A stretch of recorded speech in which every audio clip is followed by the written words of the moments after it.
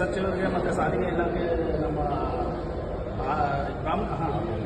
Transport commissioner ಅವ್ರಿಗೆ ನಾನು request ಮಾಡಿದೆ. ಸರ್, ಈ ಥರ ತುಂಬ ಪ್ರಾಬ್ಲಮ್ ಆಗಿದೆ, 400-500 ಅಂಗಡಿಗಳು ಮುಚ್ಚೋಗಿದೆ, ಈ ಥರ ತುಂಬ ಕಷ್ಟ ಆಗ್ತಿದೆ ಎಲ್ಲರಿಗೂ ಅಂದ್ಬಿಟ್ಟು. ಸೊ ಮಧ್ಯಸ್ಥಿಕೆ ವಹಿಸಿ ನಮ್ಮ ಕಮಿಷನರ್ ಅವ್ರಿಗೆ ಒಂದು ಮಿತಿ ಇರುತ್ತೆ. ಮಿತಿ ಅಂದರೆ ಒಂದು 5 ಲಕ್ಷ ಆಲೋಗ್ರಾಮ್ ಕೊಡುವಂಥದ್ದು.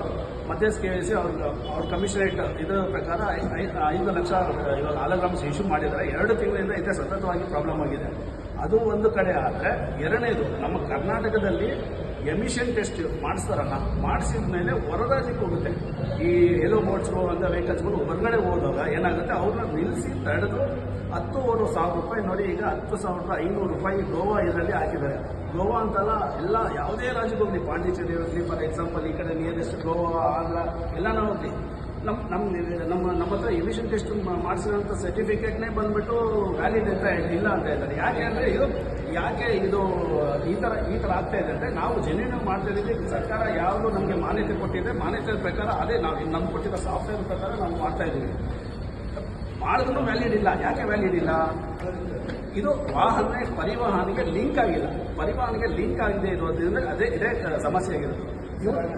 ಲೈಸೆನ್ಸ್ ತಗೊಂಡು ಸಹ ಎಮಿಷನ್ ಟೆಸ್ಟ್ ಮಾಡ್ತಾರೆ. ಎಮಿಷನ್ ಟೆಸ್ಟಿಗೆ ಫೀಸ್ ಸಹ ಕಟ್ಸ್ಕೊಂತಾರೆ. ಸುಮಾರು ವರ್ಷಗಳಿಂದ ಇದೇ ಮಾಡ್ತಾ ಇದ್ದೀವಿ. ಸೊ ಹಾಗಾದ್ರೆ ಇದು ಎಷ್ಟು ವರ್ಷದಿಂದ ಈ ಫೈಲಿಗೆ ಬಂದಿರೋದು? ಎಷ್ಟು ದಿನಗಳಿಂದ ಈ ಸಮಸ್ಯೆ ನೋಡಿ ಸರ್, ಇವಾಗ 2010ಕ್ಕೆ ನಾವು ಹೊಸ ಒಂದು ABN ಕಂಪನಿ ಬಂದ್ಬಿಟ್ಟು ಒಂದು ಸಾಫ್ಟ್ವೇರ್ ತಗೊಂಡ್ಬರ್ತಾರೆ. 2010ರಿಂದ 2016 ರನ್ ಮಾಡ್ತಾರೆ.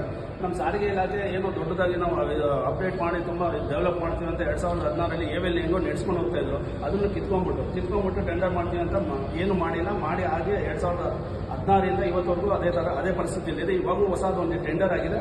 ಆ ಟೆಂಡರು ಅವರು ಮೋರ್ ಪ್ರೈಸು ಅಂದರೆ 14 ರೂಪಾಯಿ ಜಾಸ್ತಿ, ಅಂದರೆ ನಮಗೆ ತಡ್ಕೊಳಕ್ಕಾಗಲ್ಲ. 3 ರೂಪಾಯಿ ನಾವು ಸರ್ಕಾರಕ್ಕೆ ಏನು ಕಟ್ತಾ ಇದೀವಲ್ಲ, ಅವ್ರು 14 ರೂಪಾಯಿ ಮಾಡಿದ್ರು. ನಾನು ಅದು ಎಗ್ನಿಸ್ಟ್ ಪ್ರೊಟೆಸ್ಟ್ ಮಾಡ್ತಿದ್ದೀನಿ. ನನಗೆ ನೀವು 14 ರೂಪಾಯಿ ಮಾಡಿದ್ರೆ ಆಲ್ ಓವರ್ ಇಂಡಿಯಾಲಿ 14 ರೂಪಾಯಿ ಎಲ್ಲೂ ಇಲ್ಲ. ಎಲ್ಲ ಕಡೆ ಫ್ರೀ ಇದೆ. NIC ಏನ್ಬಿಟ್ಟೆ ಫ್ರೀ ಇದೆ. ಅದನ್ನ ಹಾಕ್ಕೊಡಿ ನಮಗೆ, ನಾವು ಅದನ್ನೇ ಮಾಡ್ಕೊಂಡು ಹೋಗ್ತೀವಿ. NIC ಅಂದರೆ ಅದು ಗೌರ್ಮೆಂಟ್ ಆಫ್ ಇಂಡಿಯಾ ಸಾಫ್ಟ್ವೇರ್. ಆದ್ದರಿಂದ ನೀವು NIC ಕೊಡಿ. ಇಲ್ಲ ಅಂದರೆ ನಮಗೆ ಎಕ್ಸಿಸ್ಟಿಂಗ್ ಸಾಫ್ಟ್ವೇರ್ ಏನಿದೆ ಆ ಸಾಫ್ಟ್ವೇರ್ಗೆ ಪರಿವಹನ ಲಿಂಕ್ ಮಾಡಿ. ಪರಿವಹನ ನೀವು ಲಿಂಕ್ ಮಾಡಿದ್ರೆ ಏನಾಗುತ್ತೆ, ಈಗ ನಾವೇನು ವೆಹಿಕಲ್ ಟೆಸ್ಟ್ ಮಾಡಿದ್ದೀವಲ್ಲ ಅದು ಅಪ್ಡೇಟ್ ಆಗುತ್ತೆ. ಅಪ್ಡೇಟ್ ಆದರೆ ಆಲ್ ಓವರ್ ಇಂಡಿಯಾಗೆ ನೀವು ಎಲ್ಲನೂ ಓಡಾಡಿ ಅದನ್ನು ಅಪ್ಡೇಟ್ ಆಗುತ್ತೆ. ಯಾವುದೇ ಥರ ನಿಮಗೆ ಸಮಸ್ಯೆ ಬರಲ್ಲ. ಈ ಪರಿವಹನ ಲಿಂಕ್ ಮಾಡದೆ ಇರೋದಕ್ಕೆ ಪ್ರಾಬ್ಲಮ್ ಆಗ್ತಾ ಇದೆ. ಇವ್ರು ಏನು ಹೇಳ್ತಾರೆ, ನಮ್ಮ ಸಾರಿಗೆ ಇಲಾಖೆಯಲ್ಲಿ ಪರಿವಹನ ಲಿಂಕ್ ಮಾಡಬೇಕಂದ್ರೆ ಹಳೆ ಸಾಫ್ಟ್ವೇರ್ ಇದೆ, ಅದರಿಂದ ಆಗಲ್ಲ, ಹೊಸ ಸಾಫ್ಟ್ವೇರ್ ಬರಬೇಕು. ಆಯ್ತು, ಹೊಸ ಸಾಫ್ಟ್ವೇರ್ ತಗೊಂಬನ್ನಿ, ನಾವು ತಗೊಂಬರ್ಬೇಡ ಅಂತ ನಾವು ಹೇಳ್ತಾ ಇಲ್ಲ. ಆದರೆ ನಮಗೆ ಪ್ರೈಸ್ ಹೈಕ್ ಮಾಡಿಕೊಡಿ. ಪ್ರೈಸ್ ಹೈಕ್ ಮಾಡಿ ನೀವು ಹೊಸ ಸಾಫ್ಟ್ವೇರ್ ತಗೊಂಡು. ಇಲ್ಲ ಅಂದರೆ ಎಕ್ಸಿಸ್ಟಿಂಗ್ ಸಾಫ್ಟ್ವೇರ್ ಇದೆ.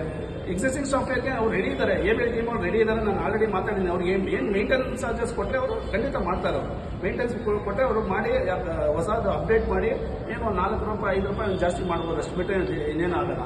ಇಲ್ಲ ಅಂದರೆ NIC ತಗೊಂಬನ್ನಿ. ಸುಮಾರು ಒಂದು 20-25 ರಾಜ್ಯಗಳಲ್ಲಿ NIC ಇದೆ. ಅದನ್ನು ತಗೊಂಬನ್ನಿ, ಫ್ರೀ ಆಗುತ್ತೆ. ವೆಹಿಕಲ್ ಎಮಿಷನ್ ಟೆಸ್ಟ್ ಏನು ಮಾಡ್ತಾರೋ ಅವರು ಆಲ್ ಓವರ್ ಇಂಡಿಯಾಲಿ NIC ಅಂದರೆ ಪರಿವಹನ ಲಿಂಕ್ ಆಗಿರುತ್ತೆ ಆಲ್ರೆಡಿ. ಅವ್ರು ಆಲ್ ಓವರ್ ಇಂಡಿಯಾಲಿ ವ್ಯಾಲಿಡಿಟಿ ಇರುತ್ತೆ. ನಮ್ಮ ಕರ್ನಾಟಕದಲ್ಲಿ ಏನು ಮಾಡಿದ್ರೆ ಫೇಕ್ ಅಂತ ಮಾಡ್ತಾ ಇದ್ದಾರೆ.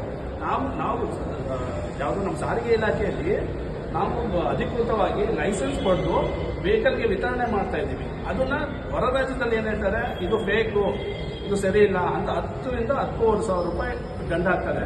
ಅದು ಒಬ್ಬನಿಗೆ 4, ಮೊನ್ನೆ ಪಾಂಡಿಚೇರಿಯಲ್ಲಿ ಏನಾಗಿದೆ 4 ಸತಿ ದಂಡ ಹಾಕಿದ್ದಾರೆ, 40,000 ರೂಪಾಯಿ. ಆತ ಒಬ್ಬ ಟ್ಯಾಕ್ಸಿ ಡ್ರೈವರು 40,000 ರೂಪಾಯಿ ಅಂದರೆ ಏನು ಮಾಡಬೇಕು?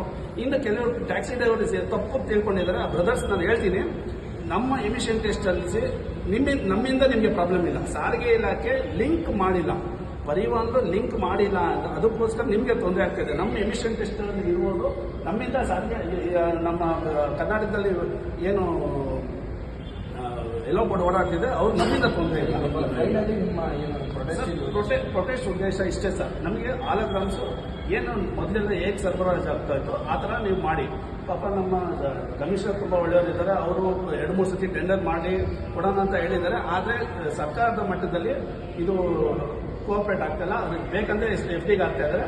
ಅದು ಒಂದು. ಎರಡನೇದು NICಯನ್ನು ತಗೊಂಬನ್ನಿ, ಇಲ್ಲ ಇದು ಪರಿವಹನಿಗೆ ಲಿಂಕ್ ಮಾಡಿಕೊಡಿ, ಅಷ್ಟೇ ನಮ್ಮಿದು.